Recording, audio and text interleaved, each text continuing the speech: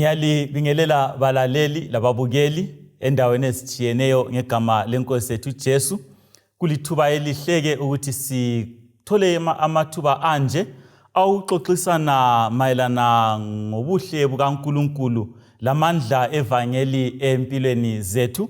Isihloko esizasebenzisa esagijima ngaso sithi sona Izitsha Zebumba, Izitsha Zebumba.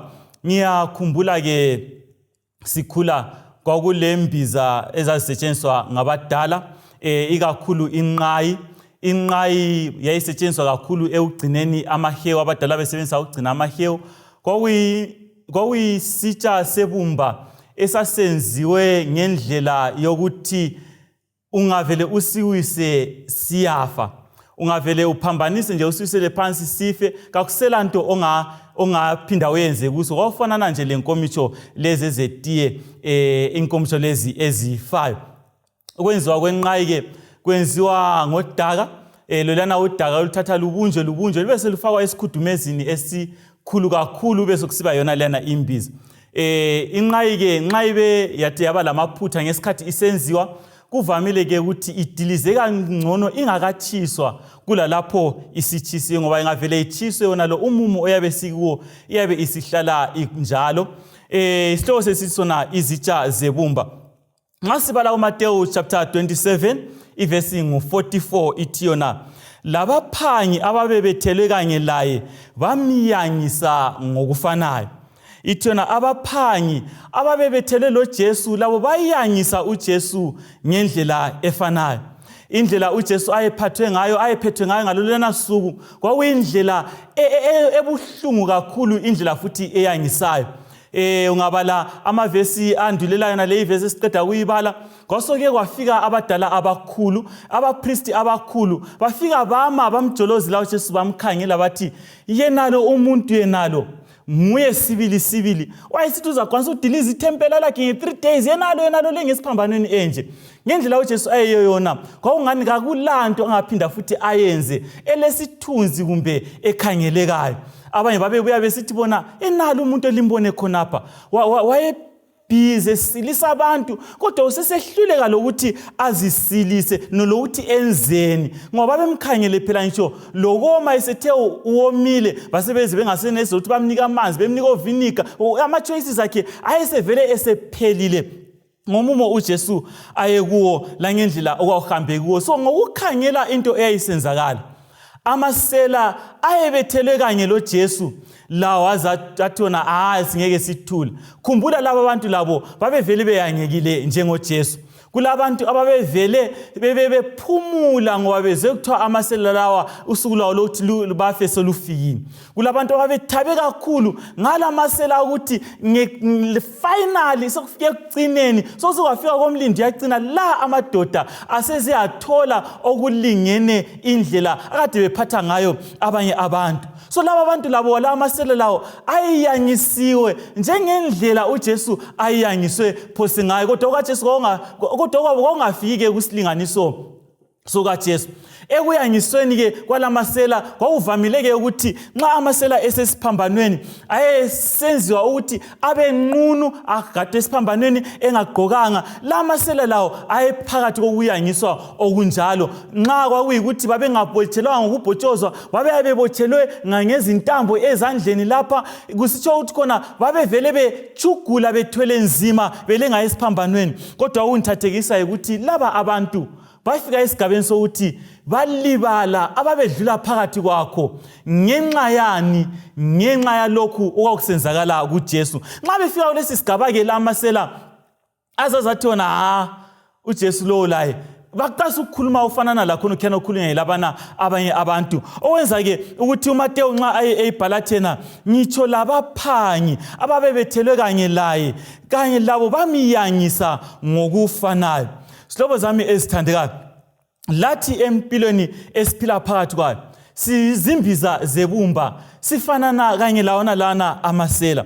Phose sonke sifanana lawona lana amasela ayesesiphambanweni. Singakhala la amasela esiphambanweni ayesedubeka esemumweni akuwo ngoba ayenze izenzo ezimbi. Babephile ngendlela engafanelanga baphile ngayo. Babephile ngendlela okungamelanga benze ngayo. Babecaphule omakhelwane. Babehlukuluzile abantu babephila phakathi kwabo. Babesenza abantu bahlale besesaba izikhathi zonke.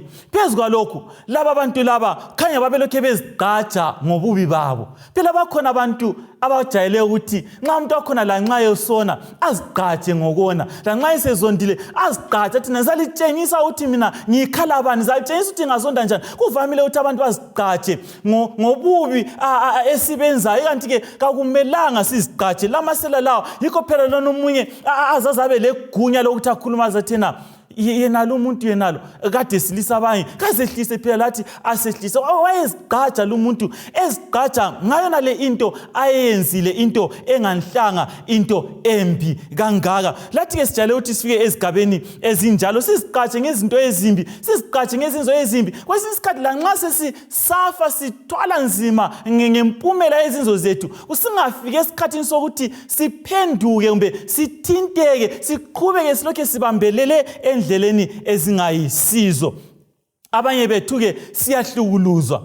Ngakhumbula amasela esiphambanweni ngenxa yokuthi babewonile babehlukuluzwa ngabantu. Abanye bethu siyahlukuluzwa. Kwesinye isikhathi singonanga kungelanto embi esiyenzileyo, kodwa umhlaba esikuwo kawumhlanga kawumnandanga, uyasihlukuluza usithwalise nzima. Umhlaba esikuwo uyasiqilaza kakawuvumi ukuthi siphile sikhululekile sikholisa emhlabeni. Abanye bethu siyagula. Cabanga amasela esiphambanweni babevele sebefuthelwa kumbe babebethelwe basebevele befuthelwa ngalobu buhlungu ababephakathi kwabo. Hlobo zami esithandekayo, abanye bethu siyagula. Imhlaba kawusiphathanga kuhle, siyafuthelwa. Lokho esikwenzayo, lokho esikubambayo kakasenelisi ukuthi sikwenze.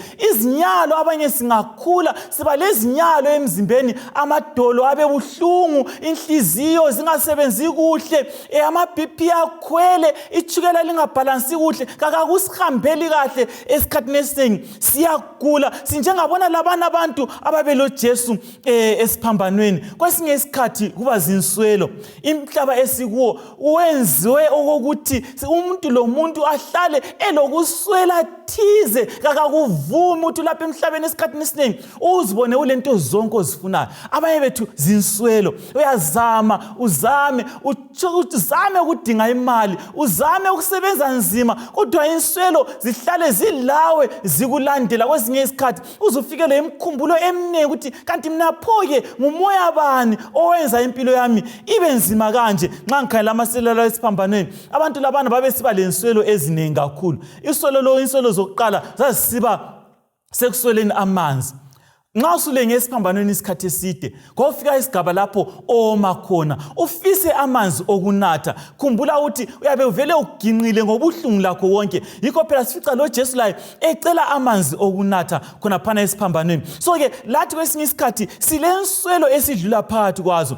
Nxa sibala uLuka eyibhala yona le indaba, uthi yena omunye ke walaba bantu, Luka chapter 23 verse 39, omunye walaba bantu waqhubeka ke elokhe echothoza uJesu. Omunye walaba bantu wakhangela uJesu waqala ukuthinteka kakhulu ngoba yena wayenanzelela ukuthi uJesu konanga lutho, yena wonile. Lundoda lo waseqalisa ukuthi inhliziyo yakhe iqalise ukuthi iyaguquka, iyancibilika mbijana nxa ekhangele uJesu esiphambanweni belenga bonke inhliziyo yakhe iyancibilika. Nxa inhliziyo yakhe incibilika, usiyafika ku verse 40 thina wamkhuza omunye wakhe wathi kanti ungumuntu onjani, kawesabi yini uNkulunkulu? Khangela thina sithwele nzima ngalokhu esikwenzileyo. Ngeqiniso kumele sibe silenga esiphambanweni, kodwa khangela lo muntu akonanga lutho, akenzanga lutho olubi, kanti indaba ukhuluma ngalo umuntu ngale indlela. Masinyane leli sela leli latshintsha ke lanqeuza ikhanda khaya la esadini eceleni lapho uJesu ayekhona, lathi lona ungikhumbule eparadise lika baba. Sihlobo zami esithandekayo, ivesi engiyithandayo 2 Corinthians chapter 4 verse 7 ithena kodwa silayo impahla eligugu esitsheni sebumba ukuze ubuhlekazi bamandla bube ngobukaNkulunkulu njalo bungaveli kithi. Uthena nxa uPaul ebhala uthena kukhona impahla eligugu kulezi imbiza zebumba. Sihlobo zami esithandekayo, abanengi silobuthakathaka bethu obutshiyeneyo, silobuthakathaka benkanuko, silobuthakathaka bokuhluleka ukwenza izinto, kodwa uPaul uthena silayo impahla eligugu. Leli sela likhangele uJesu, lilo Jesu esiphambanweni, limpahla eligugu yaqhubeka yangena kuye umoya ongcwele waqala ukusebenza kuye. Lo moya ongcwele usiba yile impahla eligugu yaguqula leli sela laze labona impilo, labona umhlaba ngendlela etshiyeneyo. Uthena uPaul kule treasure linto le impahla eligugu treasure esemzimbeni kwesinye isikhathi ebubulayo ngemkhuhlane, esemzimbeni ehluleka ukwenza izinto. Sihlobo zami ezithandekayo, ngithanda ukumemezela ukuthi khohlwa inhlupho zakho. Njengesela esiphambanweni, ake ukhohlwe inhlupho zakho. Isela leliyana okwasunisiyana isikhathi lakhohlwa inhlupho zalo, lakhangela uJesu, impahla eligugu, umoya ongcwele esebenza empilweni yakhe, wenelisa ukuthi alibale okuphakathi kwakho. Manje ngike nditshele, esidlula phakathi kwakho emhlabeni kunengi kakhulu, kasisoze sikuqede. Uchika lokuzamazama uthi sithole imali, sithole impilo, kasisoze safa sakuqeda. Abanengi bethu vele uze siphumule sizaphunyuzwa ukungena emangcwabeni, kodwa la nxa singakafika emangcwabeni silayo impahla eligugu, usebenza kamoya ongcwele okusincedisayo ke thina njengabantwana bakaNkulunkulu ukuthi senelise ukuthi la nxa siphakathi komhlaba onzima singaboni umhlaba onzima, kodwa sibheke sibone uJesu lamandla evangeli. Leli sela leli lalibala okwakukhona phakathi kwalo, lalibala ukoma, lalibala ukudinwa, lalibala ubuhlungu, laqalisa ukukhuza elinye isela eliseceleni kwalo. Mhlobo wami othandekayo, akhuza isono. Lapho khona silomthwalo omkhulu okukhuza isono. Nxa abantu bekloloda bekhuluma kubi ngoNkulunkulu, khuza isono. Ungabukeli abantu bekhuluma kubi ngoNkulunkulu ebhasini wena uphonga uthula uqinisele. Ungathi usekhombi emthoveni ohamba kuwo abantu bakhulume kubi ngoNkulunkulu wena uphonga uthula kuphela. Ungathi ulabangani bakho ubabukele beklolode ngoNkulunkulu wena uphonga uthula. Ngitsho la ku WhatsApp thumela ama-message akhuluma kubi ngoNkulunkulu, la kwesinye isikhathi uzuphendule ngabodola abahlekayo, utshengisa ukuthi la into yankhona uyayithanda. Khuza isono, ungedlulwa lisela esiphambanweni.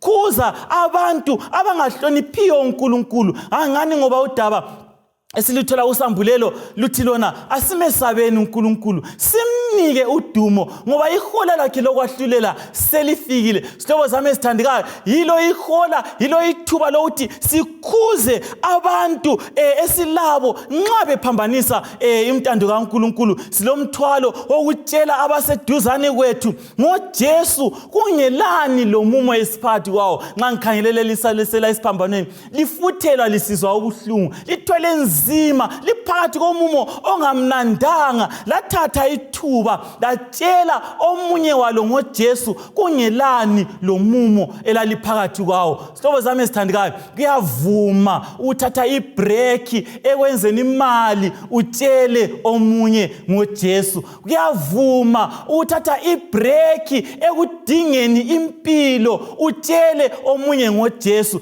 Ngithi mina la nxa uphakathi kwezinsizi, kuyavuma uthatha ibreak utshele omunye ngoJesu. La nxa usesibhedlela ugula ulalisiwe, kuyavuma uthatha amathuba utshele omunye ngoJesu. Kwezinye izigaba singena kuzo lezi izigaba ngoba kulabantu abafuna ukutshelwa ngoJesu abasezigabeni zona lezi esabe singeniswe kizo uNkulunkulu kodwa sibatshele ngoJesu asimeni ukukhonona kodwa asibongeni amandla ezulu sitshele abantu ngoJesu bakithi nxa ulapho okhona uthwele nzima uthwele amagabha avuzayo tshela abantu ngoJesu ezinsizini zakho tshela abantu ngoJesu ekuhluphekeni kwakho tshela abantu ngoJesu abanye kwezinye izigaba umuntu yathi na hayi phela mina angilalutho mina kangilalutho vele angila ma resources othi ngitshele abanye ngoJesu kodwa khumbula phela ukuthi uPetro loJohane babengelalutho zami ezithandekayo babengelalutho bephuma behlangana lendoda eyayigula bathi bona mnumzana kanamhlanje kakasilalutho uthi sikunike kasilani singakunika khona imali oyifunayo kasilayo ama stretcher owafunayo kasilawo nxa ufuna ama wheelchair kasilawo nxa ufuna ukudla asilakho kodwa esilakho sizakunika ngegama likaJesu hlobo zami ezithandekayo silomthwalo omkhulu othi ngegama likaJesu sitshele abanye abantu ngoJesu ngomumo esilawo kungela ukuthi sidlula phakathi kwani kungela ukuthi sithwele nzima okunganani asitsheleni abanye ngoJesu yikho ke nxa uPauli ebhala ngale indaba uthi yena silalei imfihlakalo enkulu kulei mzimba yebumba silalei inotho enkulu silalei itreasure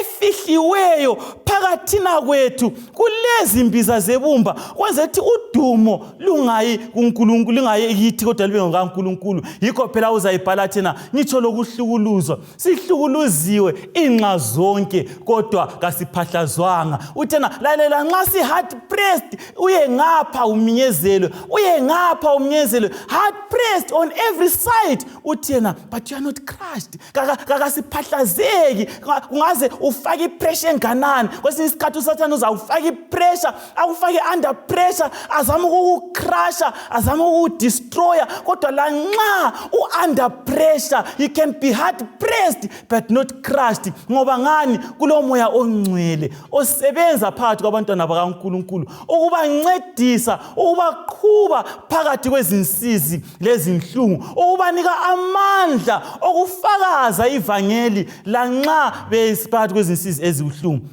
awuzame sithandekayo ngakufunda lokhu ukuthi nxa sofika ekufakazeni ivangeli ungameleli ukuthi umumo ube muhle ungameleli ukuthi umumo ube mnandi ungameleli ukuthi environment ibe conducive ngiyakhumbula ngisaqalisa isifundisi nganyikwenye insimo sizama ukuthi silungisa ama effort sakhangela izinto eziningi sakhangela amasimu sakhangela lokhuyana sathi thina hayi siza delay mbijana ukwenza ama effort delay ke mbijana ukwenza ama effort masinyazana kuthe sesiyaqalisa thina ama effort ngeviki esasiqalisa ngayo kwahle waqalisa futhi ngesikhathi esifananayo ilockdown 2 days qalisa ama effort ilockdown yaqalisa kasisazange sibe lethuba futhi lokuthi senze ama effort wona lawana ngachitha isikhathi esiningi ngadleka emoyeni wami ukuthi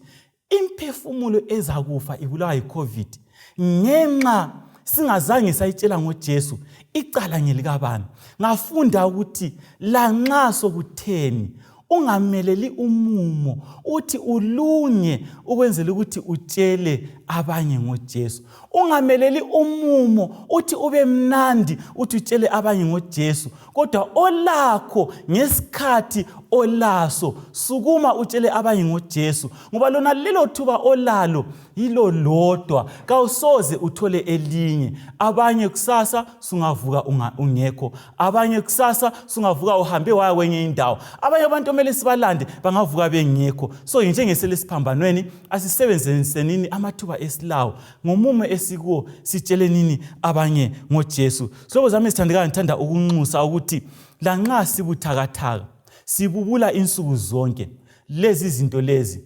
kazingasinqabeli ukutshela abanye ngoJesu. Kasenzeni njengesele siphambanweni. Kasichibilike nini sikhangele sitshele abanye ngoJesu. Sichibilike sikhangele kuJesu sithole amandla. Sichibilike sikhangele abanye sibatshele ngoJesu. Sichibilike sikhangele uJesu sithole amandla. Kumele impilo yethu ibe njalo. Singabe lethuba esikhangela khona inhlupho zethu. Hayi, khangela ku right. Ukhangele kuJesu, ukhangele esandleni senxele utshela abanye ngoJesu, ukhangele esandleni sokudla utshele uJesu, ukhangele abanye batshele ngoJesu. Impilo yethu ingahlala ikhangele ngapha, ikhangele ngapha, ikhangele uJesu, ikhangele abanye, ikhangele uJesu, ifakaze ngoJesu. Kuzaba impilo esuthisayo. IsiKristu sethu kube isikristu esimnandi njalo esihle. Asikhuleke nini? Nkosi elamandla amakhulu esezulwini, usinikile umthwalo phakathina wethu. Imizimba yethu ibuthakathaka. Silokwehluleka msindisi. Ezigabeni eziningi sehlulwa izinzo zethu. Kwesinye isikhathi sehlulwa ngumumo esiphakathi kwawo. Kodwa kukho konke lokhu sifundile namhlanje ukuthi kumele sisebenzise amathuba esilawo ukuthi sitshele abanye okunye ngoJesu. Siphathise kulabanye abasezibhedlela, kulabanye abagula bengikhaya, kulabanye abalenswelo thize, kulabanye uNkulunkulu abasemumeni onzima ukuthi bafakaze ngoJesu. Banike amathuba, benze bavule amehlo babona amathuba okuthi batshele abanye ngawe. Sikhangele wena, sikhangele kuwe, sikhangele ebantwini emesibatshele ngoJesu. Masinyane usiqoqe ekhaya ezulwini ngegama laJesu siyakhuleka. Amen.